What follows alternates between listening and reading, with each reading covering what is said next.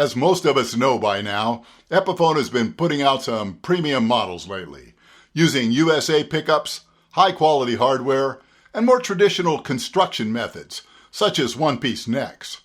Now, I recently featured two top-tier semi-hollows, the inspired by Gibson custom ES355 and the 150th Anniversary Sheraton. Today I'm going to directly compare the two, show you how they sound back-to-back, and give you my thoughts.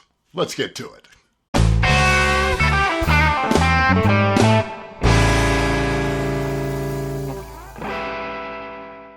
So let's talk about the similarities and the differences.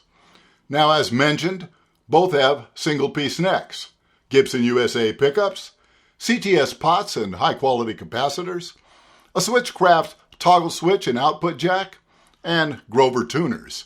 Now, both have correct premium inlay materials, mother of pearl for the 355 and mother of pearl and abalone for the Sheraton.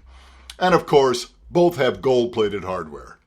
Now, the 355's body is a 5-ply maple poplar construction, whereas the Sheraton is all maple. Other than the Sheraton's gloss finish and the 355's satin finish, most of the differences are simply differences between the historic models they're emulating, both cosmetic and functional. Now, among the cosmetic are the inlays, headstock shapes, the binding, and so on. Well, then we get to the actual functional differences, again reflecting the original models these are based on. Now, the most significant of which are the pickups and the neck carves. Now, regardless of the price difference between the 355's custom buckers and the USA mini humbuckers found on the Sheraton, they are the most historically accurate pickups for each model. Now, Kalamazoo Epiphones with humbuckers always had the mini humbuckers, which were developed specifically to give Epiphone its own identity. Now, the fingerboard material is also designed to mimic the originals. And here I'd have to give the 355 the edge, because Epiphone continues to use Indian laurel whenever the original had rosewood. Although, to be fair, this one looks about as good as a lot of the rosewood we're seeing from Gibson these days. Well, then there's the neck carves, which comes down to which era each model is targeting. Now, the 355 is based on a 59 model, so the neck is a thick 50s style, whereas the Sheraton has a typical 60s style neck, as you would expect from a guitar based on an early 60s instrument. Let's give them a listen, both plugged straight into the amp with identical settings.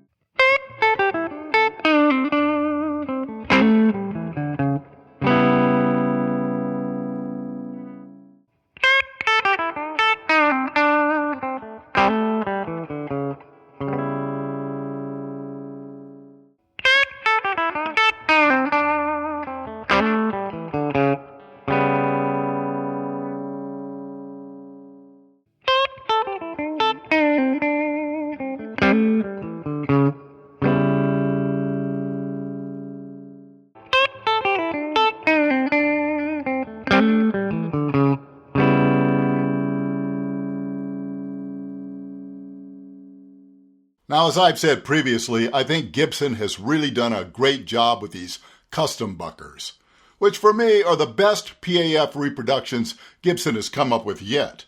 They're full and rich without a trace of muddiness in the neck pickup, and the bridge pickup, well, it never sounds shrill. On the other hand, the Sheraton's mini humbuckers really had their own very cool thing going. For me, tonally sitting somewhere between a full-sized humbucker and a P90. And there's an irresistible sweetness there that makes the guitar a joy to play. Let's hear them in a mix.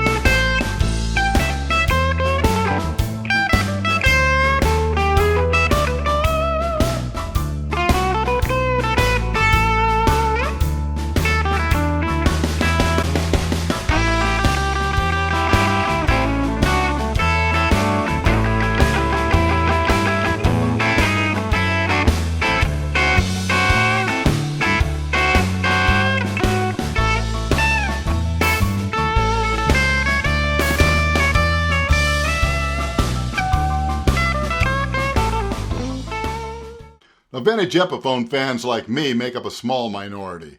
But despite the fact a lot of viewers will automatically prefer the 355 based on the fact it's very close to a Gibson, the truth is these are both well-constructed, cool-sounding guitars that have distinctly different personalities.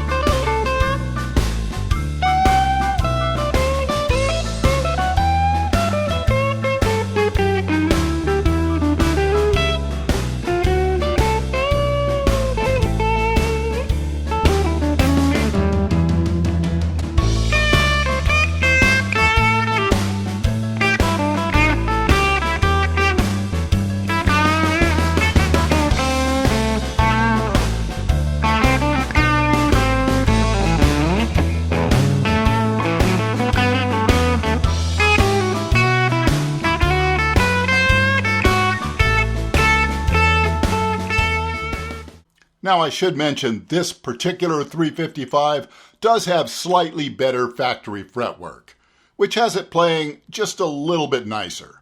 This is probably just luck of the draw, but so far other 355 owners have also reported theirs playing very nicely right out of the box.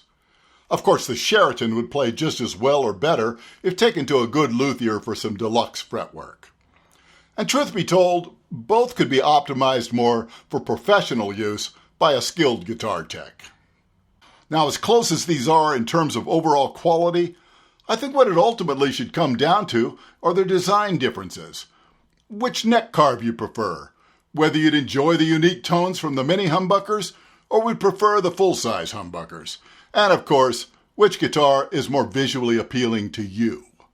For me, I think they're both very nice. I'd love to keep them both.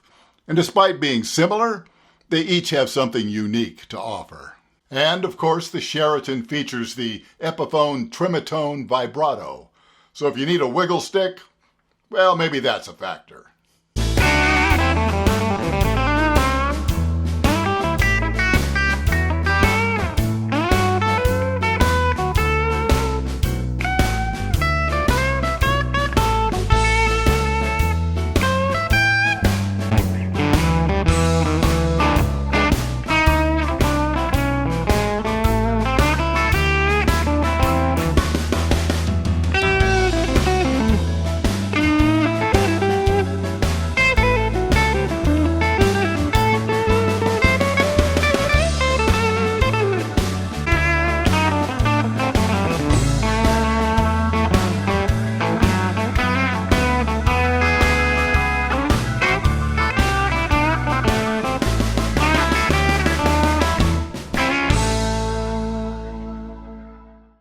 Well, thanks so much for watching.